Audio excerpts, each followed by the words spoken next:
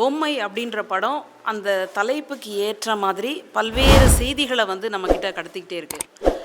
ஆரம்பத்தில் இருந்து முதல் ஒடுக்குமுறை யாருக்கு எதிரானதுன்னு கேட்டால் பெண்களுக்கு எதிரானது தான்.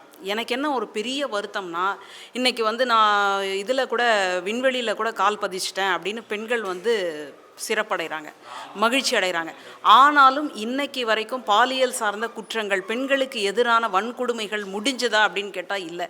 இதில் நடக்கக்கூடிய அந்த போதை மாதிரியான பொருட்கள், இளம் சிறுமிகள் ஒரு 6 வயசு 4 வயசுன்னு சொல்லக்கூடிய இவர்களுக்கு எதிரான இந்த பாலியல் அத்துமீறல் அப்படின்றது, அடுத்தது வந்து இந்த காலமாக கணவன் அப்படின்ற பேரில் தாலி அப்படின்ற பேரில் அந்த தாலியை காட்டும் போதெல்லாம் ஒரு மியூசிக் ஒன்று போடுறாங்க.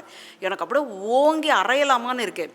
ஆனால் வேறு வழி இல்லை. அப்படி தான் வந்து இந்த சமூகம் கட்டமைச்சிருக்குன்னு வச்சுக்கோங்களேன். அதுக்கு வந்து தாலி கட்டுறதுக்கு அவ்வளோ முக்கியத்துவம் கொடுத்த ஒரு சமூகத்தில் அந்த தாலியை கட்டிய கணவனே எப்படி வந்து எடுத்துகிட்டு போய் இன்னொருத்தருக்கு கொடுக்குறான், தன்னுடைய அந்த இதுக்காக, தன்னுடைய பொருளாதார தேவைக்காக. அந்த பொருளாதார தேவை என்பது குடும்பத்துக்கு கூட கிடையாது, அவனுடைய குடிப்பழக்கத்திற்காகவும் அவனுடைய சில அந்த சூதாட்டம் மாதிரியான பணிகளுக்காகவும் தான் அப்படின்னு பார்க்குறோம்.